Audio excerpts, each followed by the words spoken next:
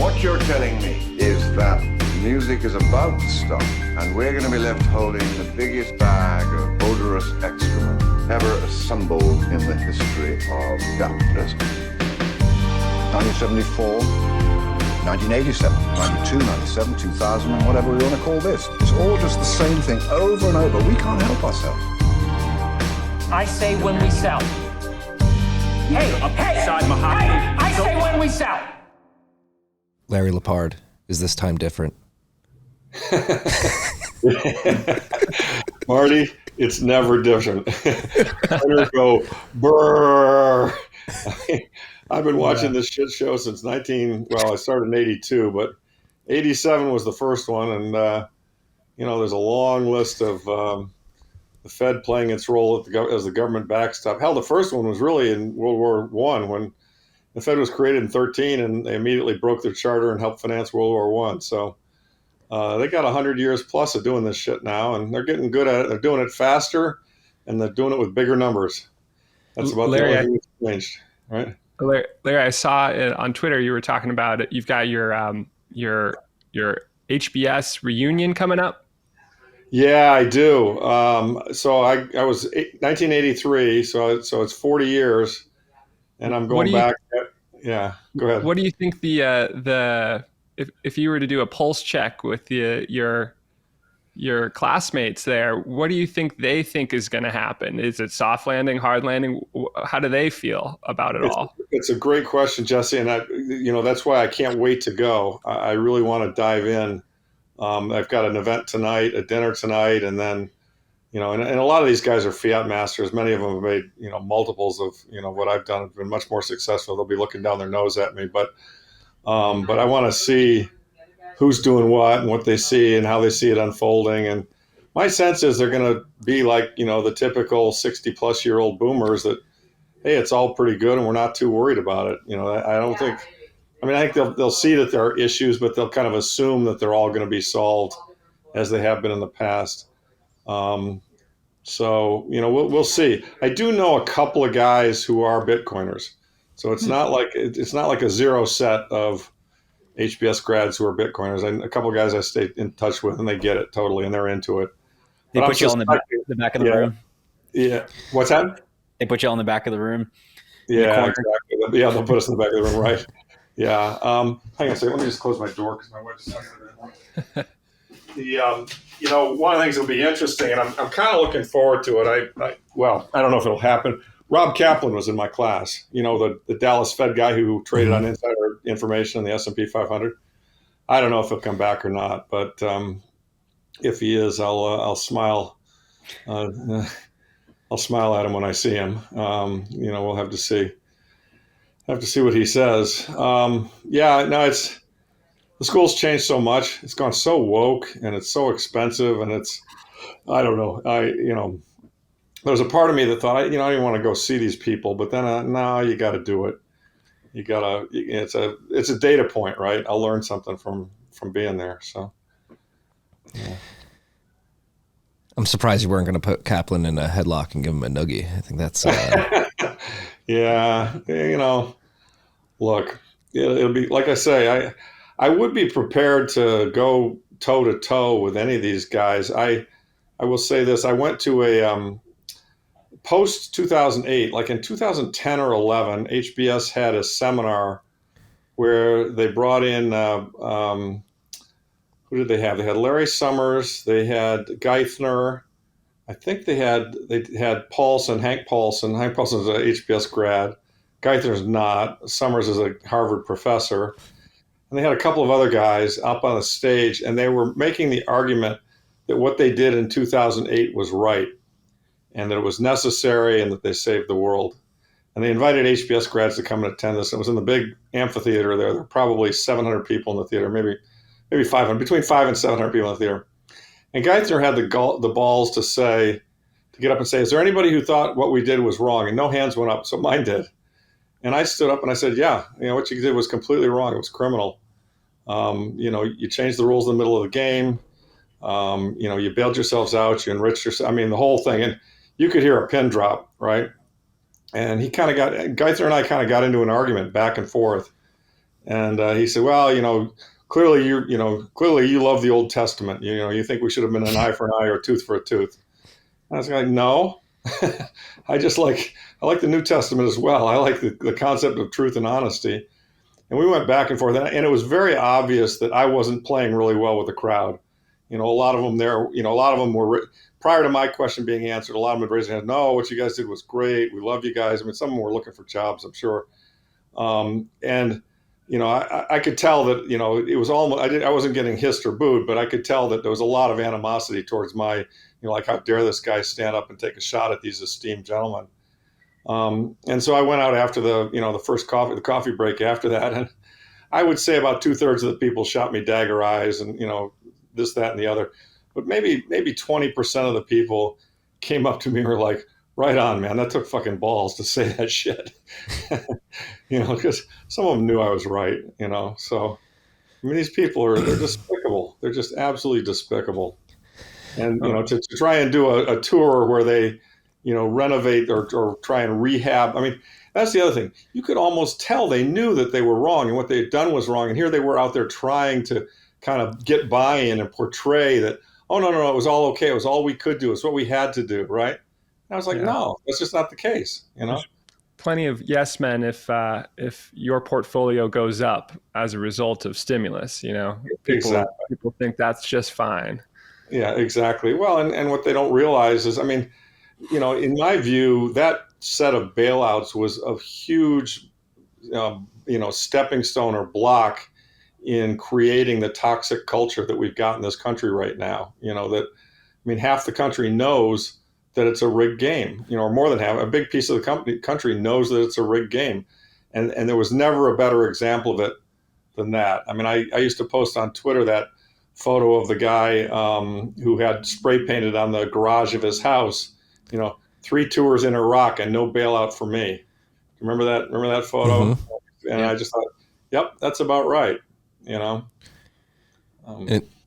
it's very interesting now. We look back 15 years later, and it seems like we're getting into a similar situation. I mean, we last had you on, I was looking at the numbers, June 2nd of this year, and that's why we wanted to bring you back, particularly right now, considering everything that's happened between now and then.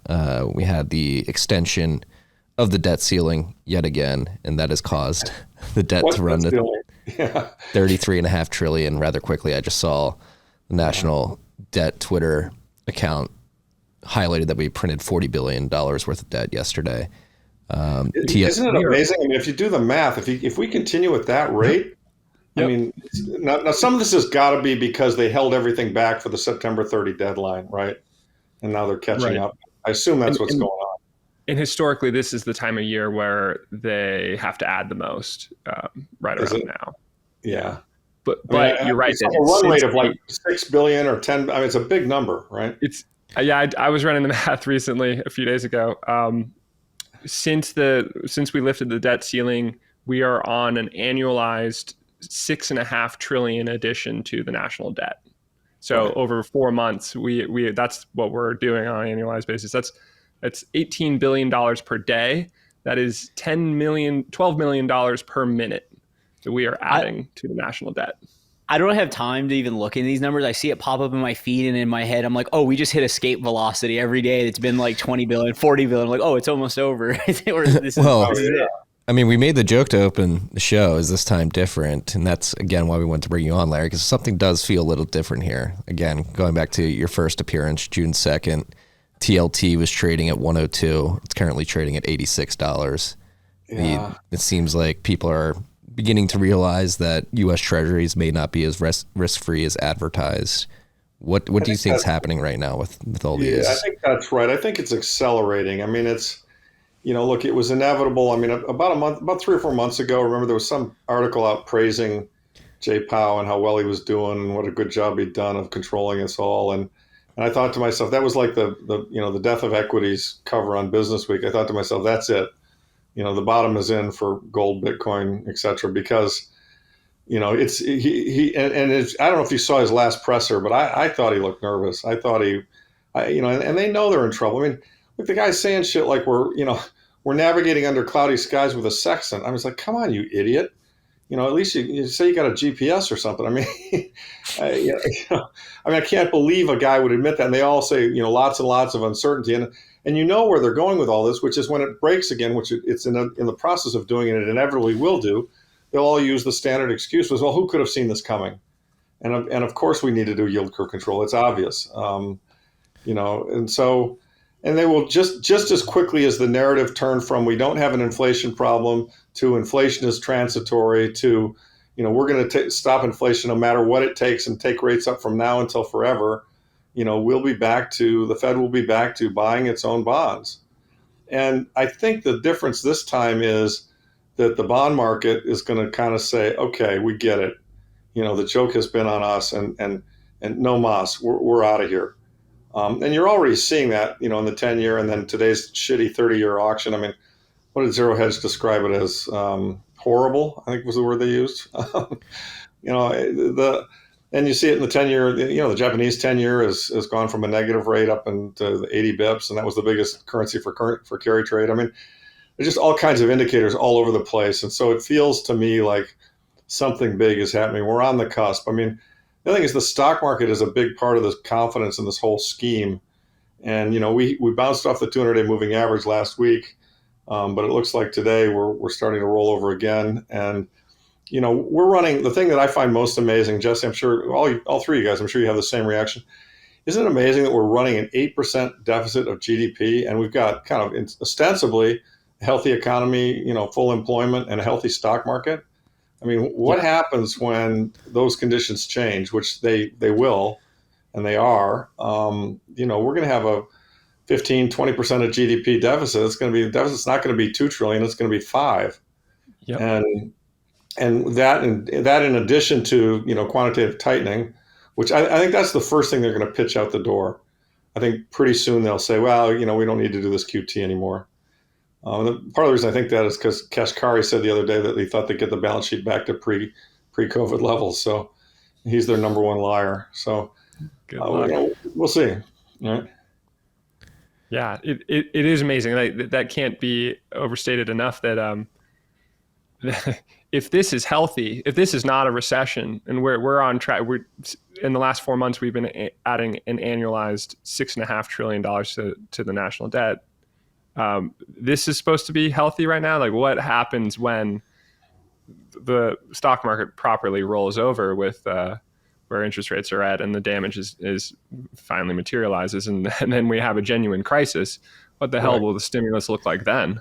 Well, they're at a point where they can't even bake the metrics enough to make it look healthier. They're trying to. I mean, jobs report from last week, I think it was plus 336,000. But if you dove into those, it was mainly driven by people taking second and third jobs, and part-time jobs, and older people taking jobs.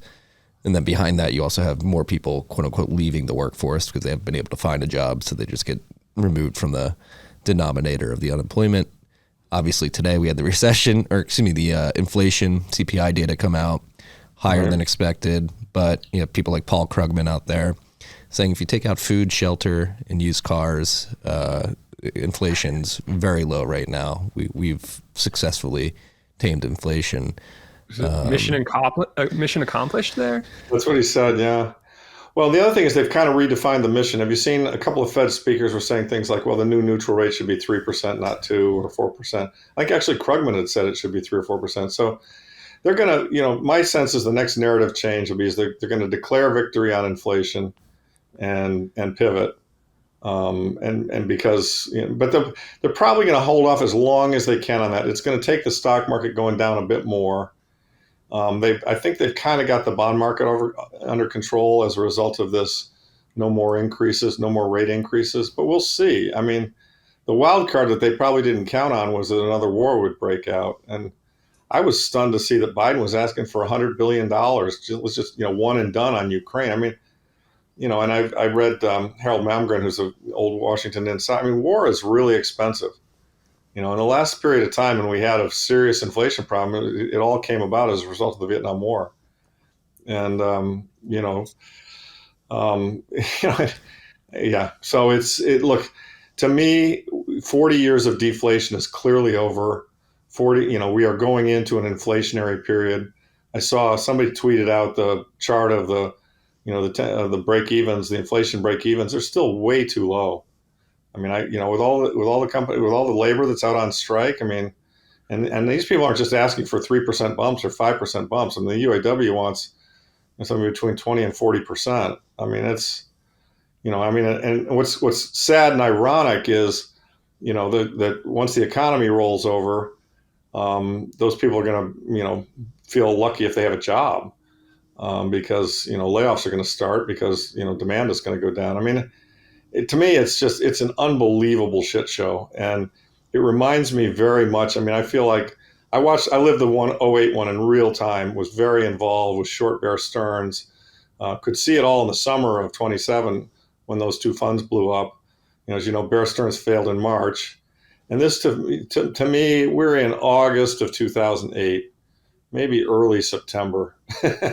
So I think the next 3 months are going to be just an unbelievable shit show. I mean, I'm wrong a lot, so I caution everybody to take my advice, but I would just say, I think the stock market's going to get smashed in the next 2 months.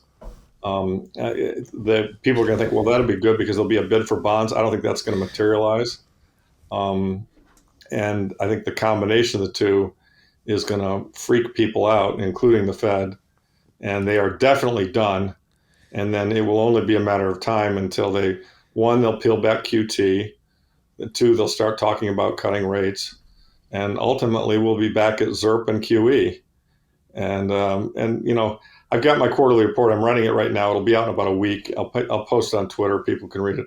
There's a brilliant chart by Lynn Alden in it, which shows base money as against total debt. It's just a great chart. And it's in her book, which, by the way, I highly recommend. I just finished reading. It's a great book. This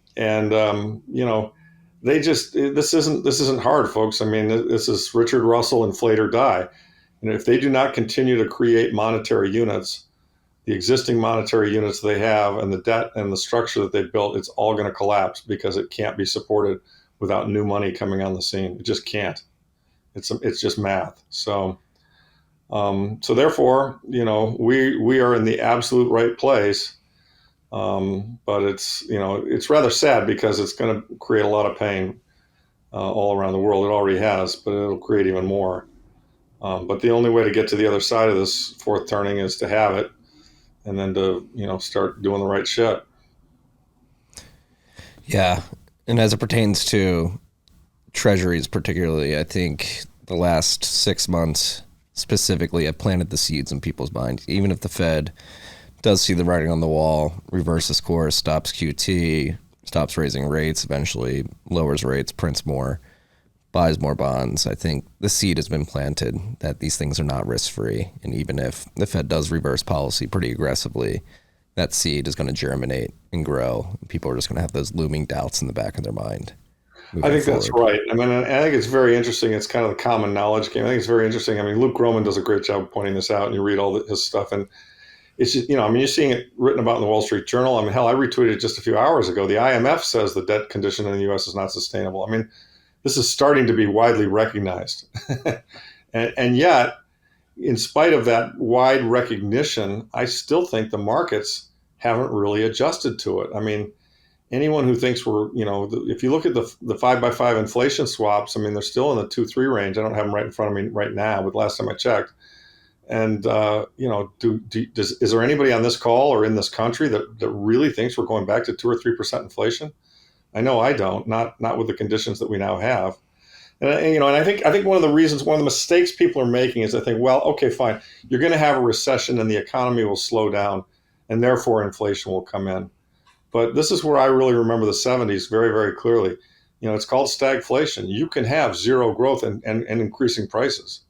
They're not mutually exclusive. Well, that's the thing I think everybody forgets about. We structurally broke things in 2020 by putting people effectively in a box and shutting down manufacturing where things never came back. Right. And then the things that did came back, and we then increased, what was it, 6 trillion or whatever, a third of all dollars. So they're chasing less goods. And then more companies have gone under since then, given all the, whether it's inflation, people not going back to work, all the things that we know, that you referenced it earlier in the strikes. So that if everything stayed static, you're still going to have same amount of dollars chasing less and less goods as like this destruction has occurred. That's And what's scary is you increase the dollar amount and we continue with that destruction, and the inflation just gets even crazier when we think about like going into 2024, what that looks like. Because all roads lead to what you reference is reducing. It's a great point. I mean, it's some of the inflation is caused by the supply side, and the way that you address a supply side shortage is you make capital investments and you add capacity. And as Luke and others have pointed out, I mean, interest rates going up, shale oil topping out, oil prices not being as high enough to justify more shale development. And you look at the new drilling in the shale area, it's not very high. And you look at what it takes in terms of CapEx. I mean, part of the reason we developed shale was because of ZERP. When capital was free, you would spend the capital to go do that sort of stuff. Well, capital is no longer free. And so there is not new supply coming on. And so, in a funny way, the Fed thinks it's fighting inflation and solving the problem by increasing interest rates. But there's some pretty smart economists that would actually argue that that's not the case, that what they're doing is wrong, counterintuitively, even if they want to get inflation down. So it's a little backwards. Yeah. Yeah, it's in retrospect, looking at all this and looking at the rapid rate rise regime that the Fed has been embarking on for the last 2 years, it should have been obvious. Like, hey, you're gonna jack up the cost of capital, right?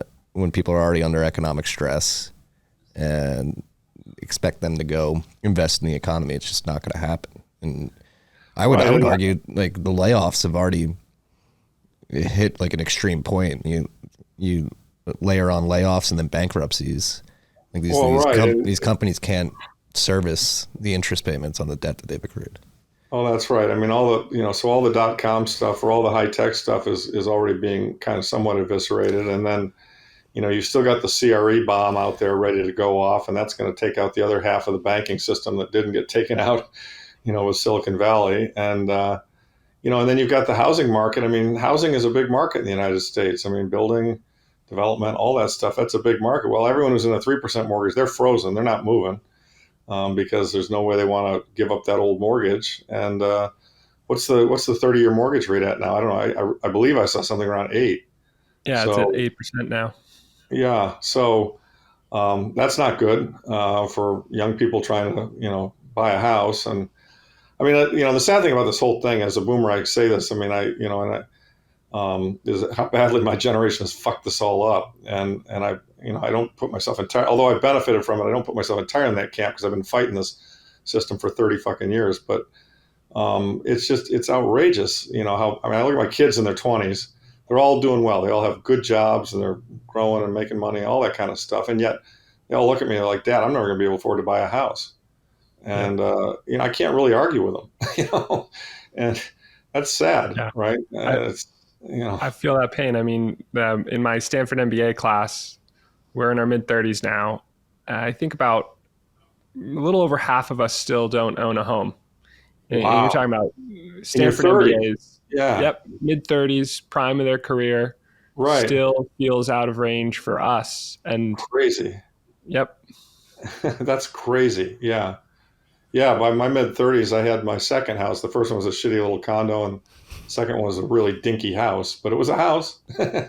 So, yeah. Yeah. Well, it is it feels validating to hear a boomer acknowledge the millennial plight that we suffer with. You guys have gotten screwed. I mean, I'll tell you where you're advantaged vis-a-vis the boomers, though. And I see, millennials say, "You guys are all screwed." No, you're about to make it up with a vengeance, because all the boomers are invested in bonds and all this fiat shit that's going to become worthless. And at least you guys have got 50 years of earnings power in front of you. So you're a 70-year-old boomer. You've retired, you got your Social Security check, which eventually won't buy you anything. You've got your savings, which unless you put it into Bitcoin or gold, are going to go to zero. And, it's going to be pretty ugly for you on a go forward basis. Whereas you guys, there are fewer of you, and there's going to be a need for intelligent people who are smart and willing to do the hard work. And you're going to reprice in whatever the new currency is. I mean, you're going to get lots of sats for the work that you do. So, that's that's the upside of your condition. The downside is that right now, yeah, it's upside down. So It does feel like there's almost an irony there of what has worked for the last 40 years has been the 60-40 portfolio because we drove interest rates from 15 to zero. right. And your generation rode that wave and Yep. it worked great.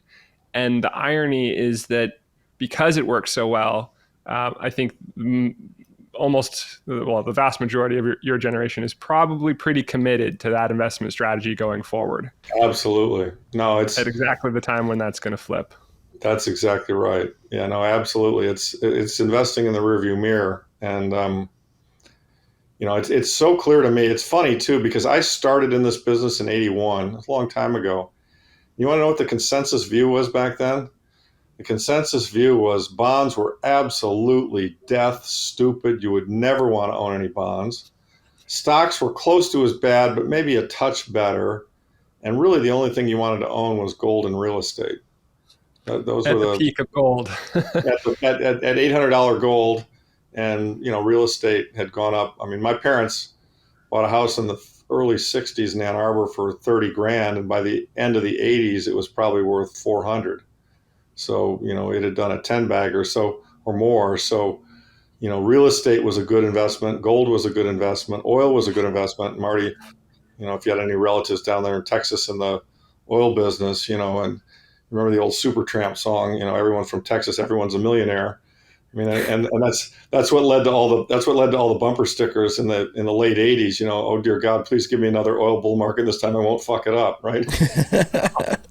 Because Texans really were very rich in the late '70s, '80s. People in Texas made a ton of goddamn money with the oil boom, and but in turn, smart guys like Gary Schilling went out and bought 10-year zeros or 30-year zero bonds, and by the mid '80s, he said, he tweeted in it or he put out in his newsletter. There's no tweeting back then. He put it on his newsletter. I made enough on these bonds so my family is set for life, because he bought a zero coupon, when the coupon was 14%, right, on a 30-year. I mean, think about that. I mean, stuff that turned out to be 10, 15, 20 baggers, so. Yeah. So yeah, it's the exact mirror of that condition, right? But it sounds like, well, and it's funny you say mirror because it's mirror coupled with like clown. Like that sounds like not peak soundness, but there's some real good fundamentals and first principles in that logic. And if you mirror that, or if you flip it, just the common or this notion that their wealth or majority of wealth is held in the stock market. If you think based on that, it just came to my mind that might be the most insane thing in you're leveraging like execution risk along with, we know what like new technological innovations, we can bring up AI. It's like, so my whole, portfolio, my whole net worth is tied up into the execution of, emerging tech could just completely flip upside down versus like we're talking about gold, oil, real estate. Like that makes sense as like anchored to the real world production value aligned with it, even if it might be inflated versus. I can't tell you how many wealthy friends I have that own big positions in the FANGs, that and made a lot of money in them. I mean, in Tesla, Google, all of them. And I begged them and told them to sell, and they just can't do it. They just can't do it. They can't see it, And Larry, I don't know if you saw, and we can share it later, but there's this idea where we talk with institutions, and there's this belief that there's a bunch of error between the price of Bitcoin and zero. Right. And we know after looking at this, and you were just at the Pacific Bitcoin conference and you've seen it firsthand, the building, but we launched this terminal to show whether it's transactions, hash rate, all the fundamentals. But if you invert that back to the stock market, like you're referencing the FANGs, there's just like a bunch of error between the multiple on the revenue and then whatever it's trading. I think we called like NVIDIA at the 250x. But yeah, it's absolutely insane. It's the opposite where people don't think there's any fundamentals in Bitcoin, and you can point to nodes and all the things of why there's value around the network versus Facebook. Yeah. I mean, to this day, I still don't really understand those stocks. I mean, and I shame on me. I missed them.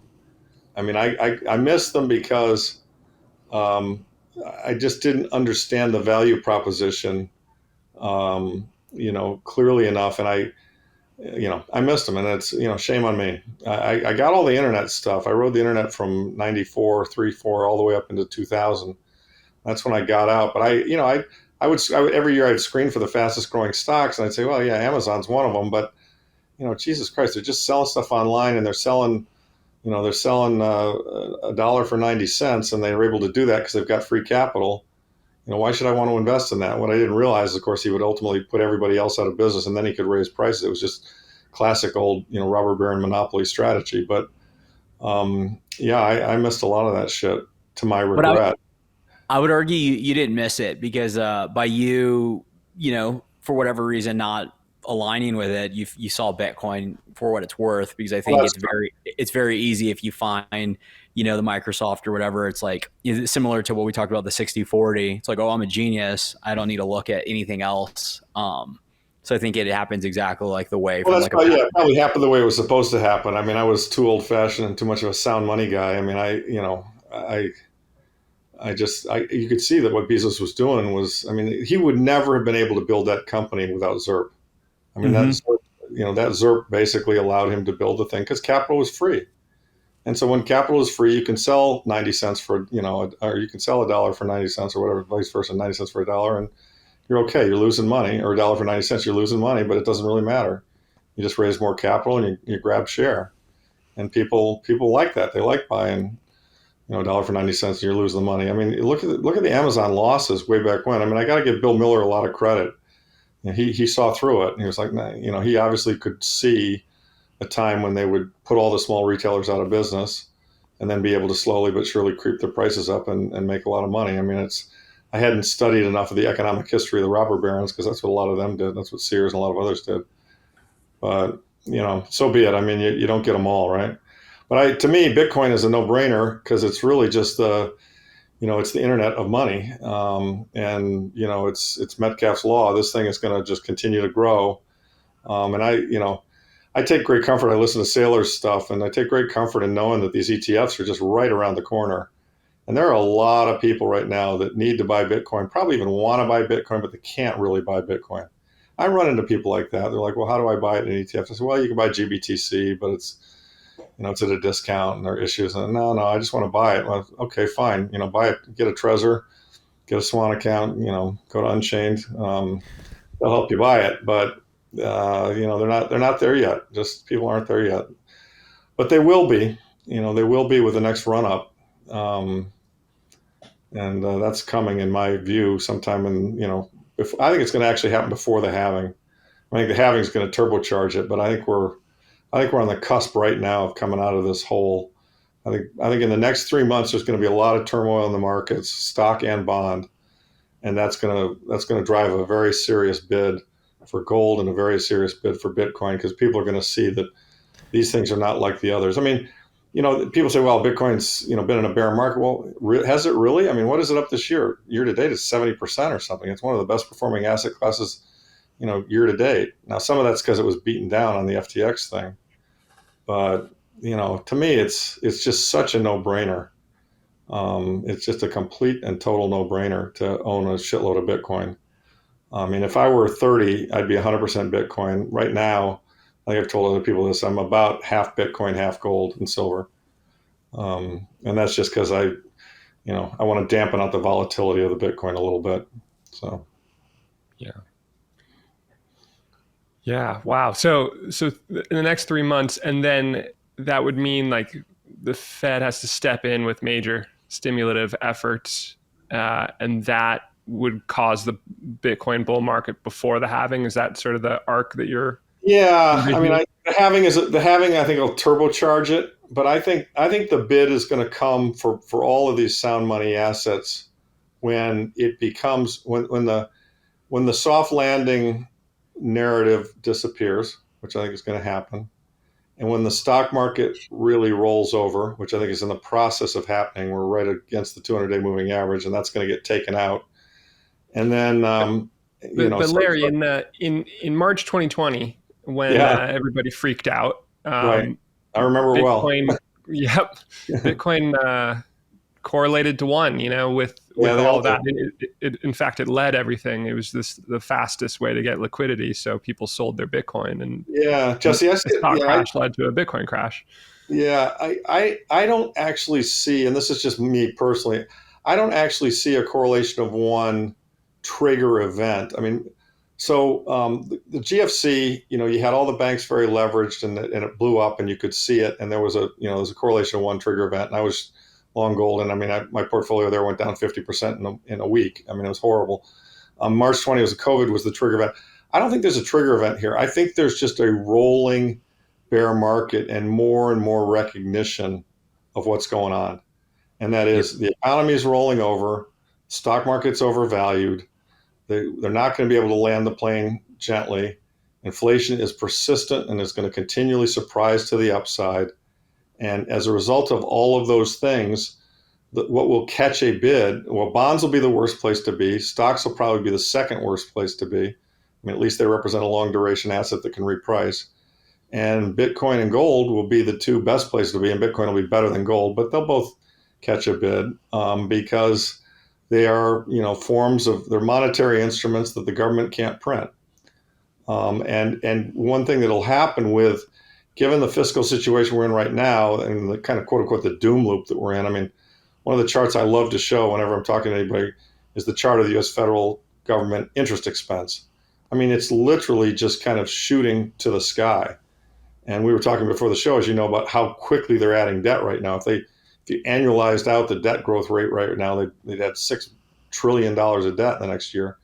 That's not going to be that bad, but certainly going to add 2 and maybe 3. And, as all the debt's short, and so as it all resets into the 5% cost range, what are we going to be at? 35 trillion of debt, times 5. So that's was it going to be 1/8 of interest expense? I mean, yep. Yeah, right. I mean, there you go. Thank you. That's a great chart. And for context, it's the defense spending is 800 billion. So that we're talking about adding 2 U.S. militaries. So as the awareness goes up of this doom loop that we're in, where they just cannot get things under control, I think that our stuff's going to take off. Now, what could throw a wrench into all this, and people laugh when I say this, but it's not unheard of, and they may be forced into ultimately doing it. If they were to means test and cut Social Security and Medicare, get out of some of these war expenditures and try to balance the budget, that would obviously slow down kind of what I'm describing. Yeah. But that would require the appetite from the boomers who are ready to collect their Social Security and still the most engaged voter base. Well, not only that, but the political will during an election year to make those types of changes. That's why, exactly, Marty, and that's what I think. I just think that the odds of us going in that direction, until something really breaks or things get a lot worse. I mean, I think ultimately we might be forced to go into that direction, but we're not. There's still people out there running around thinking that we're in a normal environment. We're going to return to a normal inflation rate, and the economy is going to have a soft landing, and everything's going to be okay. In my view, those people are all on drugs. I mean, they are just completely dreaming, and the odds of that happening are like less than 10%. As I see it, the economy is going to roll over, and it's just going to flow through everything. And as a result, the deficits will get bigger. They're going to have to sell more debt. The rates are going to go higher. That's going to make the interest costs higher. I mean, we all know it. It's, wash, rinse, repeat. And so, eventually the things that we own, the gold and the Bitcoin, are going to get heavily bid, and they're going to be the area that's performing. And, suddenly owning bank stocks or owning the Magnificent Seven isn't going to be paying. And what we're doing is going to be paying. And there's nothing that attracts capital faster than it works. And, it's already working, really. I mean, gold is within spitting distance of its all-time high. Gold in all currencies is at an all-time high. I mean, it's just below its all-time high in the dollar, and of course, the dollar is the strongest currency, as Brent points out. But these things are going to start to work, and people are going to realize that owning Nvidia at whatever multiple of whatever is not a sensible thing, and that AI is going to take years to fully develop and permeate the economy, and et cetera, et cetera. And as a result of all of that, Meanwhile, we're running short on oil. India and China are using more and more oil per capita every year. They're huge countries. All the marginal growth was in the shale oil. That's stopped. We've got unfriendly countries who control a lot of the oil supply, Russia and Saudi Arabia, who probably would prefer us to not be as powerful as we are. So they're not going to necessarily help us out. I'd say it looks pretty bleak for team deflation. I think we got serious inflation for a long time.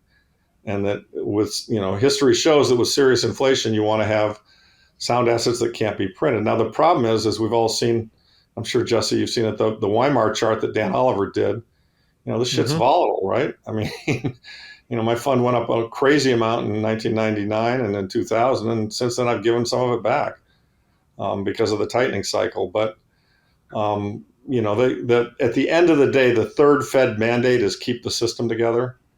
And when things start, and right now the big cry is inflation's eating us alive. I would expect that in a year, the big cry is going to be this economy is falling apart, save us, Fed. And guess what? They will. I mean, not in an inflation sense, but in a printing money sense, they will save to keep the system going because they prefer that to an outright collapse. And who knows, maybe there'll be maybe in there somewhere there'll be a Lehman-like event that'll briefly create a correlation of one.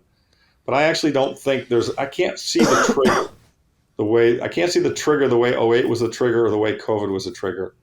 I think it's just more a consistent trend in the direction that I've described. And it's arguably already begun. Oh, yeah. With the BTFP. Well, that's right. And that comes up for, when was it? Launched it in March or April, and it was supposed to be a 1 year.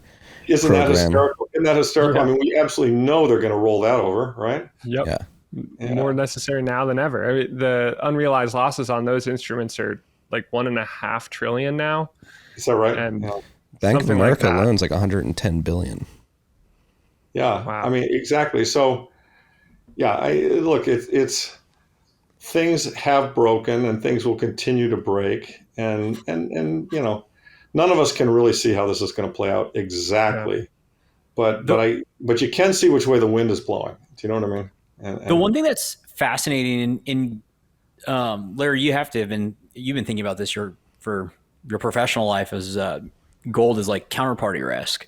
Right. And you mentioned volatility. It's like volatility is great if you at least own the asset. If you actually you can buy something with the gold, with the coin, like that NVIDIA, when it turns upside down, what are you going to do with it when the market reprices it? And it's just funny because we could talk about the performance, but there's going to come a time, and it's natural. It has to, because there's not enough capital compared to the amount of assets. And so ultimately, like, you have this asset that you're holding, but eventually people start to wake up as like, am I going to be holding the bag with this? Do I want to be holding the bag with this? Like, what is this actually worth if I need to trade it for oil or just trade it for goods?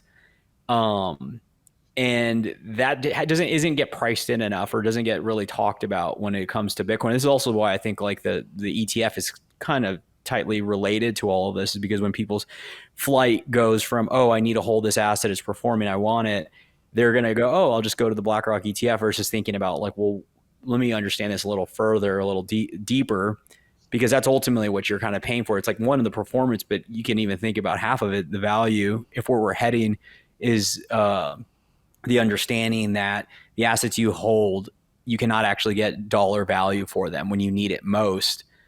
That whole counterparty risk is just not really priced into Bitcoin. In like that argument, we talk about it from like a performance perspective against, volatility, but it's the fact that you actually own it, and all this other stuff you don't. You just have a number on a screen. Yeah, no, that's right. I mean, I don't know if you've seen, there was a paper out recently, somebody asked me to comment, was it the Great Taking or whatever? It talked about how all these shares that we think we own were really in DTC, and there's been a lot of legal wrangling that suggests that maybe they could all grab them and rug us. I don't know. Look, it's a mess, and I think there are going to be people. I mean, go look at a chart of ARK. To me, this is a series of rolling bubbles. And the first one was the venture capital bubble, and that was ARK. Go look at look at what Cathie Woods did there, and Now we've got the and then it was the FANGs, which was really kind of ARK. It was a proxy for ARK. And now we've got the Magnificent Seven.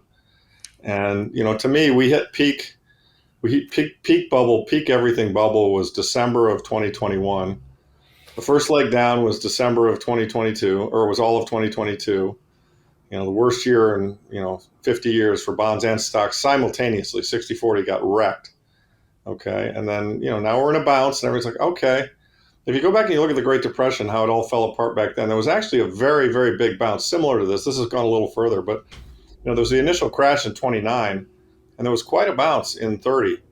And then, then it rolled over, and then we really went down, and it just didn't stop until, you'd lost 80%, 85% of the Dow's value, at the bottom, I believe, in 31. And, that's what I think is going to happen to NVIDIA holders. I think that you're going to lose, 70 or 80% of your money. I think that's going to happen to Tesla holders.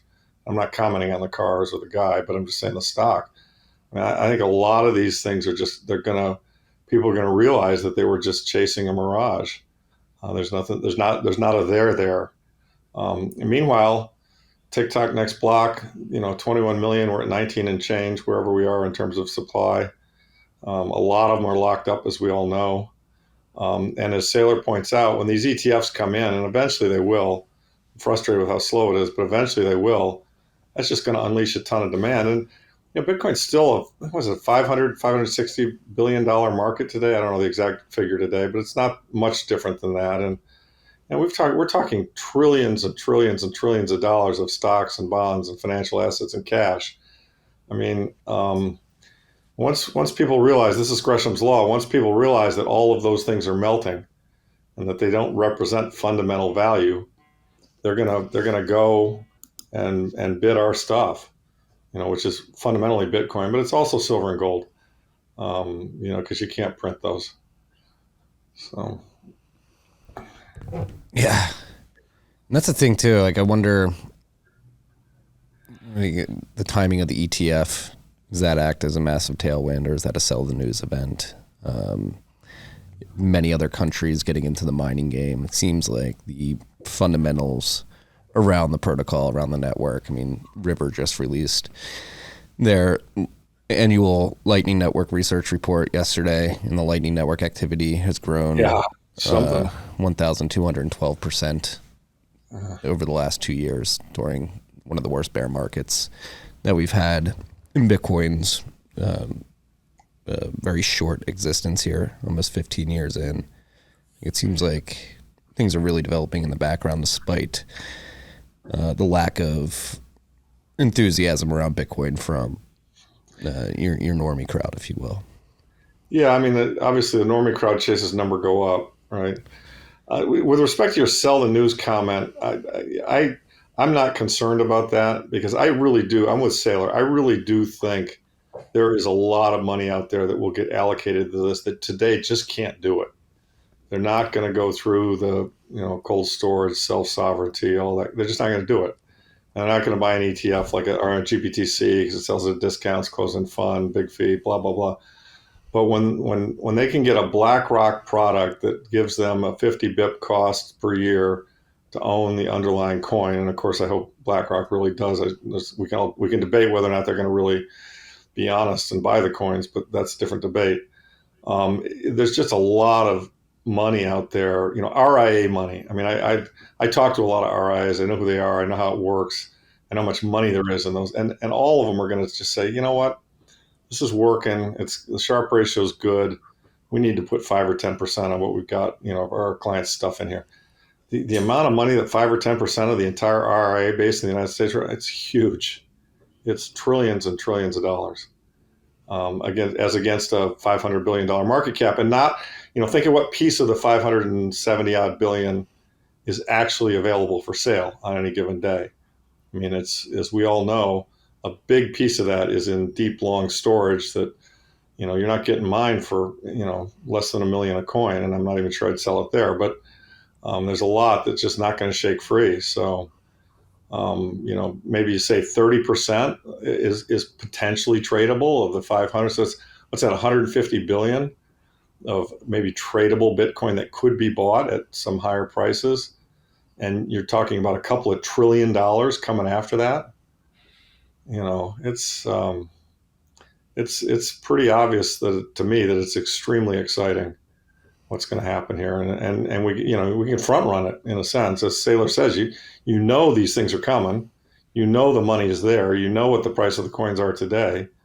It's like, just put it all together. This is a rare opportunity, to buy corn at 27,000. I mean, that's it's a good deal. I think it's kind of telling too that you talked about how you rode the .com enthusiasm from 94, was it, until 2000? Yeah.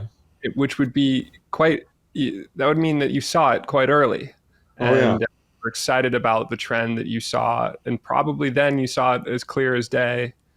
And there were times I doubted myself, but I could see it. Yeah, I mean, the notion, what it was, I could see clearly, and I didn't know how it was all going to shake itself out. I mean, a lot of things happened that I didn't expect to happen, but I could see. I mean, for the Krugmans of the world and the people who were poo-pooing it, I could see, no, they're just dead ass wrong. This is enormously important. It's enormous development, and that's what this is too. I mean, I forget the number go up, forget all the sizzle, forget all the arm waving. When I talk about Bitcoin to people now, I try to really talk about, this is like a fundamental technical innovation, and I define it as, the fundamental technical innovation here is, we created a system that provides digital scarcity. That never existed. Think of anything digital, a digital file was replicable infinitely. Photos, papers, document, anything that was digital, you could make 1 million copies of it. And these guys, Satoshi, I think there were a bunch of Satoshis working together. They created a foolproof system, that has for 14 plus years, provided provable digital scarcity. And it turns out that scarcity is probably the most important quality of money, of sound money.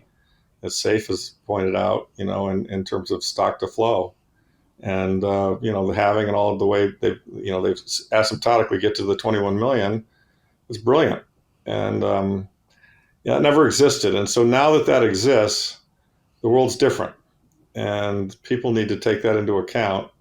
It's the same thing. I mean, when the Wright brothers flew, the world became different, and nobody could foresee that you would have a supersonic jet that would take you from New York to London in 3 hours, but that's where we ultimately went.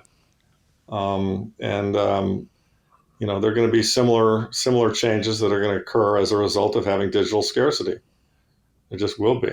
And so to me, to be able to buy a piece of a fixed number of underlying tokens that provide that digital scarcity, it's as Saylor points out, it's like buying Manhattan real estate. And the people who bought in 1750 probably thought they overpaid compared to the people who bought in 1660. But the people who bought in 1850 thought they overpaid compared to the people who bought in 1750. And even the people who bought in, 1973 probably thought they overpaid compared to the people who bought it in the 40s. But guess what? There was only so much of it, and Manhattan was Manhattan. And, this is a similar thing. There's only so much of this stuff, and it's the base layer of money. So it's just going to go a lot higher. It's got to. The two things. I mean, people say to me, "What can go wrong here?" I say, one, there could be a technical problem, and even Lynn addresses this in her book, and she puts it as less than 0.5% probability, and I agree with her. The second thing would be if everyone lost interest in it and the adoption slowed down, but we don't see any evidence of that. And so, absent one of those two things, these coins are worth somewhere between $500,000 and $5 million a coin, probably within the remaining span of my life. I think the 500,000 would certainly within the remaining span of my life. The 5 million might take a bit longer. So, to me, I pound the table every time I can. I know you guys do too. Because I'm trying to save people. And then we have external validation from people like David Marcus this week. Isn't that something? Yeah, I love that, huh? Yeah, somebody who was given the task by Mark Zuckerberg at Facebook to go create their own digital currency in Libra. That sort of hit a dead end, and he had to do some introspective thinking and came to the conclusion like, oh, well, I'm pretty convinced that Bitcoin is the only opportunity we have to actually bring digital money to the world. How about Fidelity as well? I don't know, Marty, did you see that Fidelity came out with the report that basically signaled that Bitcoin is completely different than all other digital assets? I haven't read it yet, but I did see people tweeting about it. Everybody gets there eventually. I mean, Larry Fink has caved on it. Do you know what I mean? I mean, even Jamie Dimon, who said he originally would fire people for doing it. I mean, now they have a department that writes research on the future of Bitcoin. I mean, the more it's just a matter of understanding. It's just a matter of time and understanding. And once you come to see it, you see it. And it is a better idea. Its time has come, and it's slowly but surely, getting disseminated into, the entire world. And, it's so much like the internet. It's the same thing. It's like, why do I need an internet strategy? Who cares about the internet? Wall Street Journal, this isn't going to amount to anything. Well, look at you've seen the charts on advertising on the Wall Street Journal versus advertising on Google. I mean, it's just like, print media has just been destroyed. And that's what's going to happen here. Everything that's fiat based is just going to get destroyed. And everything that's in this area is just going to continue to grow. It's pretty obvious. It's so clear. It's so clear how it's everyone is living on an analog unit of account still, and we live in the digital age. Right. And here's this digital unit of account, a digital monetary standard that has its digital advantages over the analog status quo. And we saw exactly how this played out with information. And now it's happening with value. And for some reason, people are slow to realize that this is the second part of the internet. And to be fair, it's got to get easier to use. I mean, self-custody is scary for a lot of people, and it's not simple to use. I mean, I age you guys. I mean, you remember when the internet was, you put your phone in a modem and you heard a bunch of beep, beep, beep, and dial up, and it was originally 2600 baud. And then of course you put a card in your computer and that hooked up at 9600. And then eventually we got to broadband. And I mean, I remember when the first days of the internet, it was green screen. There was no browser. You were literally you're typing in, on DOS, green screen stuff. And, we're well beyond that stage, but I don't think we're not at the 2000 stage where it's really pretty easy to use a browser and a large part of the world has broadband. I mean, we need Fediment. We need a lot of things to make it easier for the average person to use it. And for that matter, Larry, I think that what we're working on is almost an American Online that's about right. I think that's a very good comparable. Yeah, right. We're kind of in the America Online stage where it's real and it's working and it's pretty well spreading, but it's not nearly easy enough or, obvious enough to the average person, Yeah. People need better ways to get Bitcoin and hold it. Correct. And because most people are not prepared to roll up their sleeves and, set up a modem back in the dial-up era and wade through all the technical junk that you have to do. And we're in that transition now of going from difficult UI, UX into mainstream and bridging that gap of this goes from scary technology to oh, okay, I feel comfortable. And we're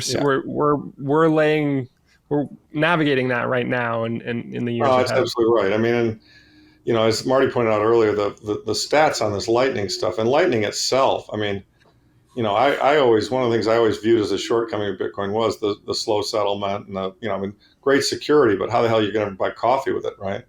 I mean, bravo to the people who brought us Lightning. I mean, what a fabulous thing. I mean, I was at Pack Bitcoin and every transaction I did was just a Lightning transaction.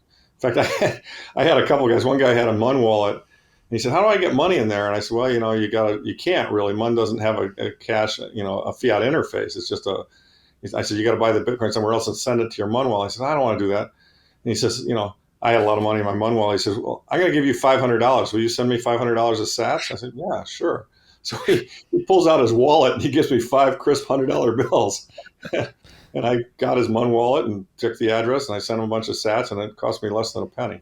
But Larry, did you collect your Did you write down I your didn't. tax bases and did you? Oh, okay. No, I didn't take a fee, and I didn't do my tax reporting. I mean, you remember my tweet on that? I mean, let those assholes try. I mean, yeah, some of my Bitcoin is very low cost, and what am I going to do? Report a dollar gain when I buy a cup of coffee? I mean, give me a fucking break.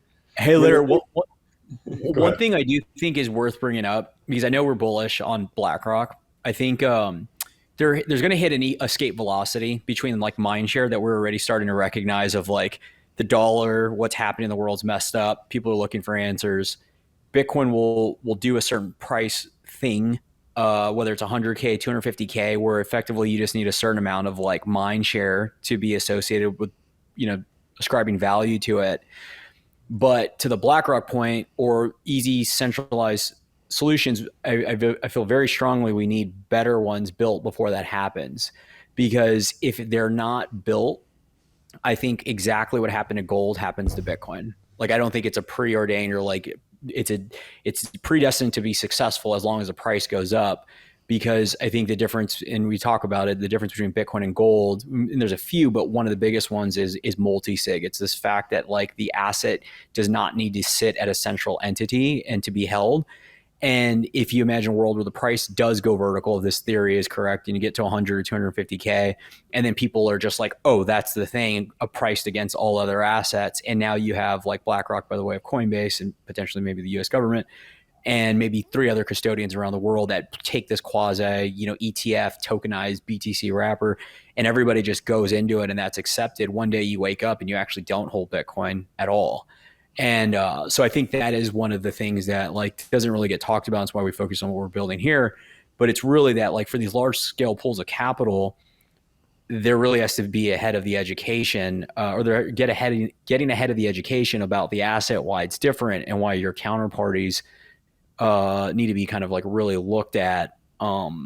Because ultimately we're having discussions like now with folks that are thinking from first principles. They maybe came from the gold side and then are like looking at this asset, but then understanding, okay, if I have a financial vehicle, I need to know, I want to be able to take delivery of it. I maybe don't want, a custodian that has only, one entity as a counterparty. So I think it's just an important thing is to bring up. And I know this stuff, but it's like the guys that you're chatting with, I think it's important part of the education process, because if everybody just assumes BlackRock's the savior and we all just go into BlackRock ETF because it's easy, I don't think that actually ends up short-term good for us. Long-term, I think it brings a lot more pain.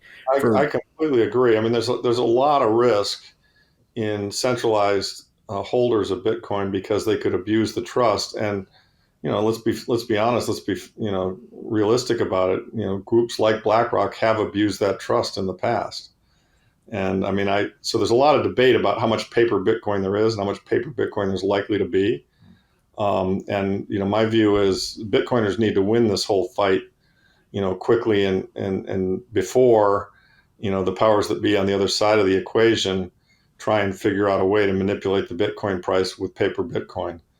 And we've got a lot of advantages because it's triple entry accounting. Everyone can see the ledger. I mean, hopefully there'll be enough chain analytics going on that as BlackRock grows, we'll be able to see where their buys go. We'll be able to figure out which addresses are BlackRock addresses and see where their buys are going. But they can, if they're tricky, they can keep adding a bunch of addresses. And there's nothing to say that a BlackRock, if they wanted to be evil, couldn't do what Sam Bankman-Fried did. And you send them money and say, hey, buy Bitcoin. And they say, yeah, we bought Bitcoin for you, but they never did. I mean, and that's paper Bitcoin. And that's not beyond the realm of possibility. And as we know, there is a futures market in Bitcoin. It's not very big. I don't think they're manipulating it now. But, I mean, these are the tools they use to manipulate gold. And I had a tweet exchange with Lynn yesterday. It was a great exchange where she said, look, this moves faster where it's on chain. You can see it. The gold thing it's understandable how they manipulate it. A lot of times I said, yeah, Lynn, you're right. And one of the benefits of Bitcoin, vis-a-vis gold is gold never went up 5x in 14 months. So if you're on the other side of that trade, if you've manipulated Bitcoin, tried to manipulate Bitcoin, sold paper Bitcoin, and goes up 5x, you're going to be wrecked. Unless, of course, you're the BIS or the Fed or the U.S. Treasury, and you did it through an account in the Cayman Islands, you did it off balance sheet, and you own a printer, in which case you don't really care. You just, keep selling more, because I think that's what they've done with gold. So, this people who say, well, if Bitcoin's different, therefore there's no chance of Bitcoin being manipulated, it's risk-free. Caitlin and I strongly disagree with that. You got to look at the parties involved at the table here. And, these parties are not necessarily trustworthy. So yes, Michael, your point is extremely well taken that, to make the situation better and more robust, we should have tons of custodians, lots of whom are trustworthy. Like I know the one you're setting up, and like the one I backed Caitlin, I've invested in Custodia, like the one I know she's, setting up and will not have paper Bitcoin, and probably even better first principles. Everyone should just, cold store their own damn Bitcoin. I mean, it's, take custody, be self-sovereign. Then you don't ever have the risk of that problem. But I suspect that in the next 10 years, we will hear of people getting rugged, people thinking they bought Bitcoin, but they bought paper Bitcoin and it was fraudulent. And then they got rugged. Whoever they dealt with didn't have the real coins. I mean, I can't imagine that won't happen again. There are bad actors out there, right? So, yeah, I think, FTX will happen again, but in the next wave, it might be large Wall Street firms who engage in rehypothecation of Correct. ETF assets. Correct. And suddenly they're the ones, when the tide goes out 70%, that they're screwed. And we see some venerable institutions go under.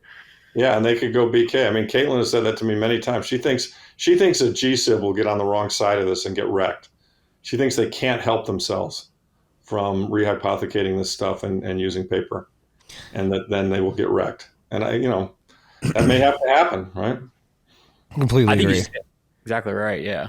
Yeah, I think it's going to happen. But I do, building on Michael's point, what OnRamp's building, what Unchained just launched, what Swan announced with their Vault product, like that just has to be the standard. Where you have, if you're not going to hold your own Bitcoin, custody your own Bitcoin, and you're using a third-party custodian, you should ensure that they're leveraging Bitcoin's native multisig properties and then distributing that key risk among institutions, but their own reputations that they don't want to blow. Completely agree, and I think you guys are doing it right. I know they're a competitor in a way, but I obviously put in the plug for Caitlin. I think she's doing it right too. And there's room for a lot of people in this space, but yes, that's what we got to do. There's room for everybody. We're talking. It's all the money in the world. Well, that's right. And I actually think it's very similar just to having the money printer. Like you can't help yourself when you have the to be able to print the money, in the same way you can't help yourself if you can move the assets without being like having a check on it. And the check can be easily just being able to let the withdrawal happen, because the market will always tell you if you have enough, because they'll call on it. But that's the problem and concern with BlackRock, is you're never going to be able to take it out. Well, what are you going to exchange it for? Is that unit that keeps inflating away. So it's this like interesting dynamic, and it'll be good for Bitcoin like everything is. But at the same time, it's just like people have to be aware what is happening, because they ultimately, if they might get caught off sides at a certain point. Well, and one other way we'll know if the market suspects that is, what if there's a differential price between the BlackRock coin and other coins, right? I mean, it's entirely possible that if people thought BlackRock weren't being honest about it all, that they would. They would trade it at a discount to what the coin itself trades at to be taken custody of. So, I mean, we'll have to see how that develops. Yeah. I mean, I think you were about to mention it, but GBTC already does that. Well, exactly. Yeah, I was going to say same thing. But I think GBTC does that not because people don't think they have the coins. I don't know. I could be wrong. I think it's more because they know that they don't actually have the ability to flatten it out. In other words, they can't sell more shares and use it to buy the coins, but perhaps it's because they don't have the coins. People are afraid they don't. I don't know. Look, it's we don't know how it's all going to unfold, but I applaud you guys in what you're doing. I mean, I think that's the right way to be approaching it, and I think that there are more people doing it right. So that even if a bad actor like I'm pretty sure Fidelity will do it right? I mean, that's the funny thing, and why I mentioned, I didn't say it earlier, it's been a long day, but like the counterparty risk that you referred to, when we talk to folks like yourself that get Bitcoin, when we bring up like the trust that we launched that allows for in-kind delivery, this is standard, or they have a few. There's precedent, you probably know, of Sprott in Canada, and then Ounce with Van Eck. Yep. And most folks that are in that camp are like, oh yeah, it's really like this, but it's almost like a nice to have. It's like, oh, I can take delivery versus like, no, that was the first principle thought. If you ever want exposure to gold without holding the underlying, because it's a check. But we just got so far away for the past 40 plus years of not worried about the counterparty risk that I think that all comes swooping back around where you are going to be worried about the counterparty. And that's going to be the first question that you think of when you put your Bitcoin into one of these like vehicles, whether it's a security like vehicle or an exchange. That's the biggest concern, is the counterparty risk. We just haven't had to deal with it. We've been living in this like frog boiling in the water of like, oh, it's always fine. They're always going to deliver. But one day, and it's coming, that people are going to stop delivering on their promises when it comes to whatever the asset is. And then that's the day that you hit that like threshold of the price of Bitcoin. And then they start to wake up that I can take delivery of it. And it's like, oh, wow, this is what was happening. And then that's when the price just goes forever, because it's just like, well, what the hell were we doing here the whole time? Yeah. Well, and what you're talking about is kind of hyper Bitcoinization. And I think it's going to happen with gold. I mean, I think there are 100 claims on every ounce of gold that really exists in the world. And I've often thought that if gold were to trade into a different zip code, I think GLD would be in a lot of trouble. You know, they claim to have a bunch of gold, but I'm pretty sure they don't have everything they say they have. And so Bitcoin actually might get a boost from watching, let's say gold moves first and then GLD blows up. That's going to be a very positive thing for good Bitcoin custodians like yourself, because people are going to say, okay, we've seen this movie. I mean, BlackRock, by the way, is the custodian, I believe, for the GLD. It's like a little camera. It's a little camera on your gold allocation. They do this in the Texas bullion depository that they stood up, the sovereign bullion. They put you have a camera on your deal. Like, we don't need a camera. You just have an on-chain address. Your Bitcoin sits there. If it moves, you know they're not a good custodian. Yeah, no, you can see it. I mean, and the fact that the chain is public, I mean, that is a beautiful thing. The problem is people say, well, BlackRock's going to be able to, you're going to be able to see what their address is. There's no way. BlackRock's not going to tell you that shit. No. That's exactly what GBTC does. Like you referenced, they pretty much have the coin. They have good auditors. They're using Coinbase, but the point is they'll never tell you where the addresses are. So you're just hoping to God that they're sitting there. Exactly. And I mean, to the degree that, there's transparency, that's what you want, right? Trust, don't trust, verify. Yeah.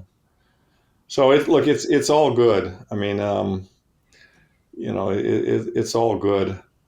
I think the most fascinating thing that I'm watching right now is I'm watching the government squirm, and in my view, they are squirming, I think events are going to overwhelm them in the next 6 months, and the Fed will have to develop a different narrative, because the one they're on now will not allow the system to keep functioning, and we know that's part of their mandate. So yeah, I think they're properly screwed right now. That's right. That's said a different way. That's about right. They're screwed. Yeah, it's checkmate, really. I mean, it's maybe a few more moves left, but it's every move is kind of check to them. They're in trouble. I always think of the visual metaphor of like painting yourself into a corner. Yeah, that's a good one too. They've just got their paint roller and a bucket of paint, and they're just in a 1 foot by 1 foot square corner that's left in the room, and they have to keep painting. What's going to happen? Yeah, that's a good metaphor. I mean,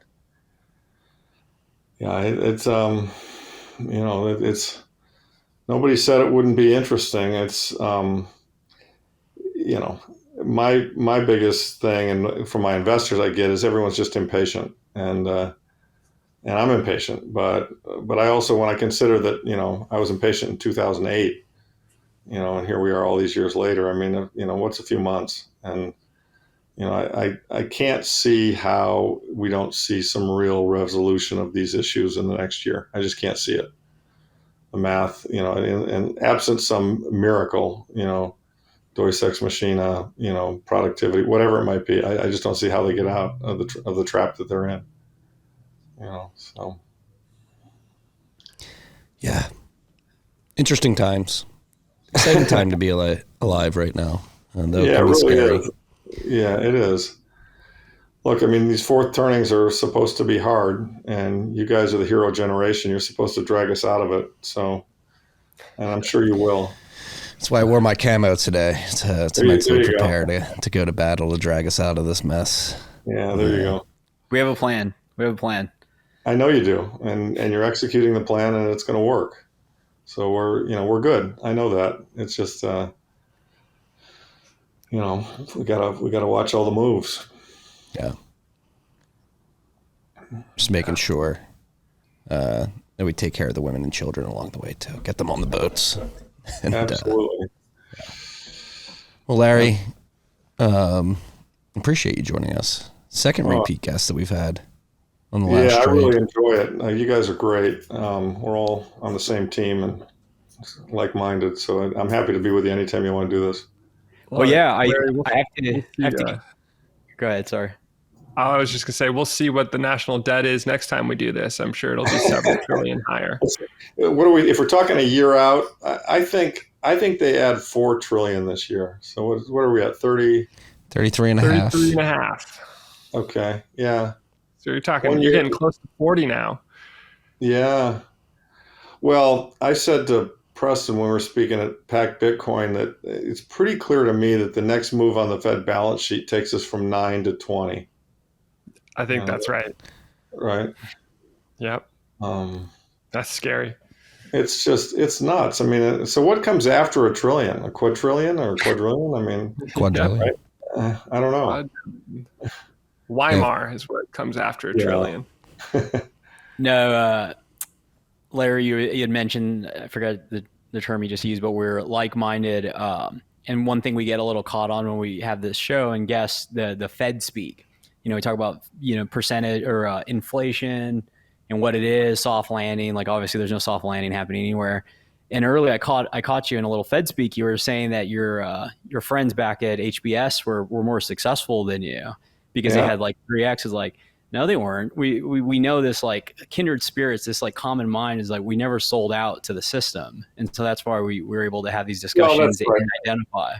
Yeah, no, I'm talking in fiat world terms. No, they're more successful. In the terms by which I measure my life and my achievements, I'm very happy with where I am and infinitely more successful. I've got a great wife and I've got 3 great kids and I have a meal on the table and I'm working at something that I care a lot about and I'm passionate about. And I think my legacy will be, that guy swore a lot and he fought for the right shit. And, that's right. And sound money benchmark. It's the sound money benchmark. And I could tell you guys a lot of stories. There were a couple of times in my career where I really could have sold out. I mean, 2 of them were so obvious, and I would be multiples of my current net worth. I mean, big multiples. And in both cases, I mean, it was like in what was the movie where you have the devil on one shoulder and the angel on the other. It was like Animal House, and the guy's trying to decide whether to nail the girl when she's passed out or whatever.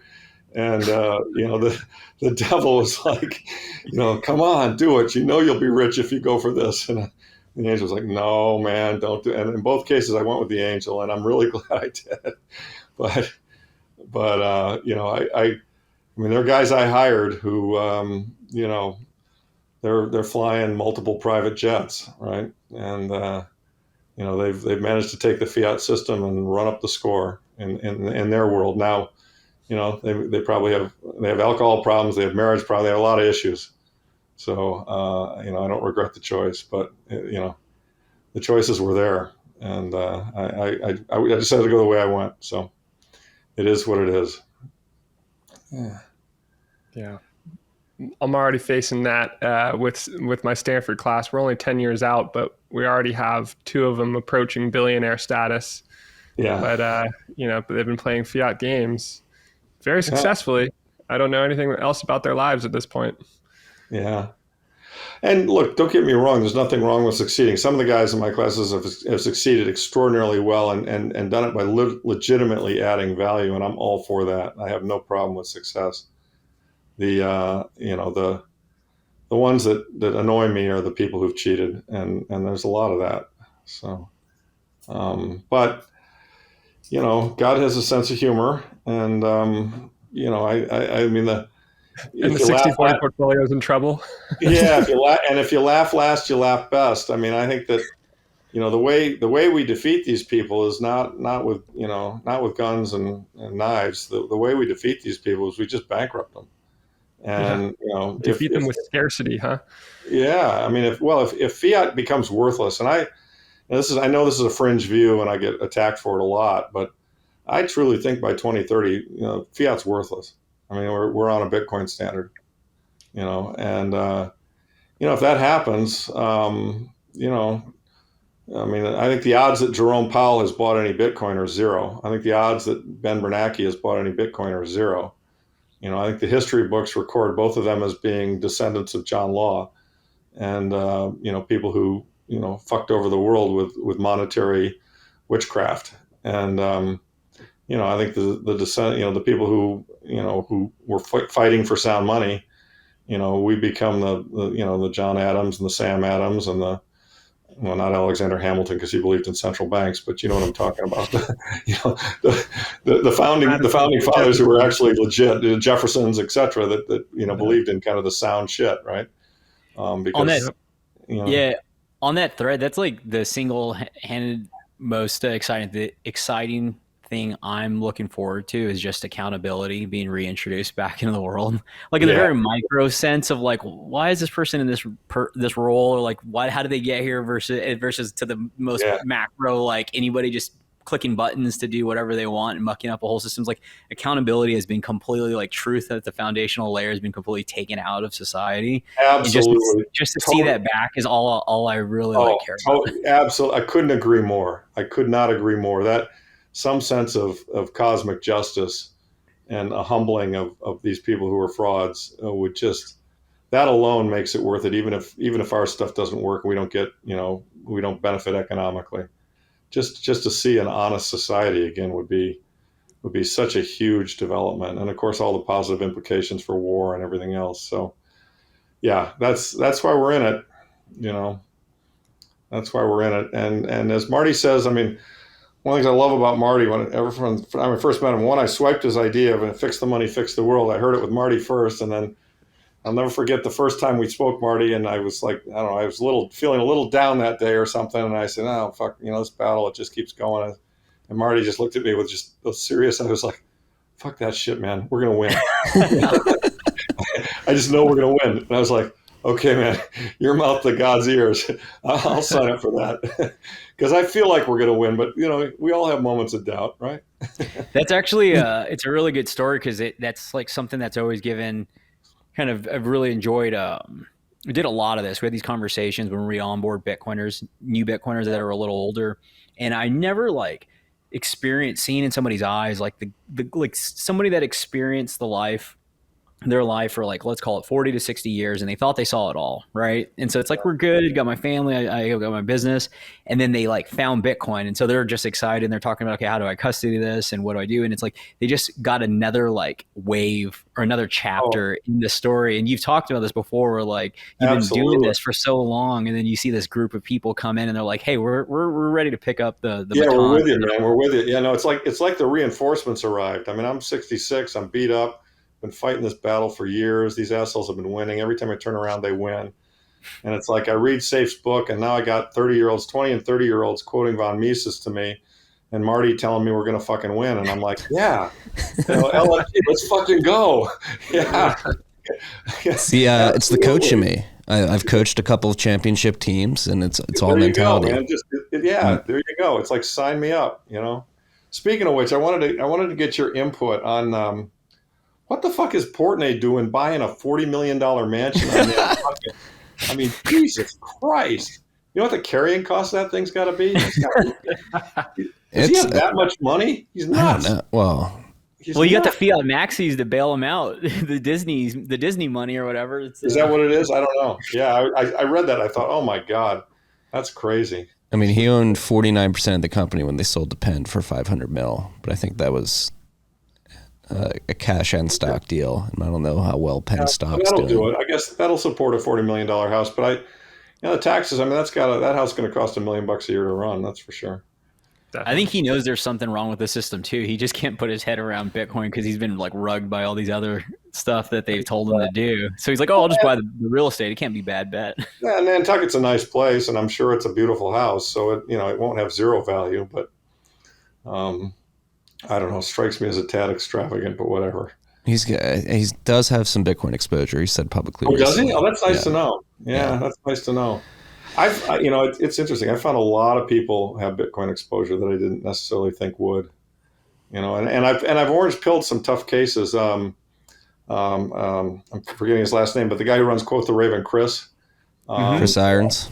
Yeah, Chris Irons. I've orange pilled him. He's all in now. Really? That was a tough one to crack. That's a big Yeah. one. Yeah, up until like as recent as a year ago, he was the complete kind of. Yeah, and I was completely against it. I think it is. Actually, I had dinner with Brent Johnson the other day, and he confessed that he owns some. Right? Mr. Dollar Milkshake. Isn't that interesting? Yeah. Mm-hmm. I think George Gammon owns some too. I mean, they're not willing to go on stage and promote it, but I think they're kind of in the back of their mind doing shit. Maybe having zero of this doesn't make sense. I mean, which means that the beginning of understanding is taking place, right? Well, they're Yes. sharp too. You see something hit 70, almost tick 70K, retrace, and it's been hanging around, and people, it's like, well, I mean, might as well get. No, they're not stupid. They're starting to get it. Yeah.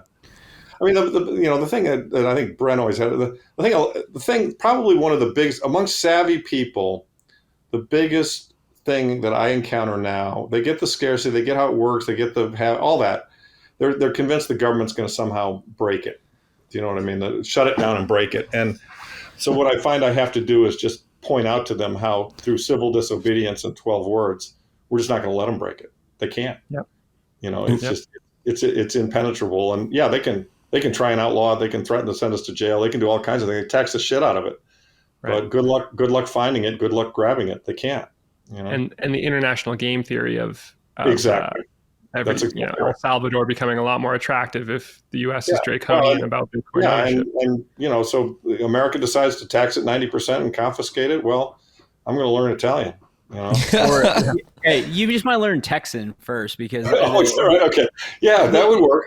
I honestly believe that like Texas banning Bitcoin would be the same as them banning gold at this point.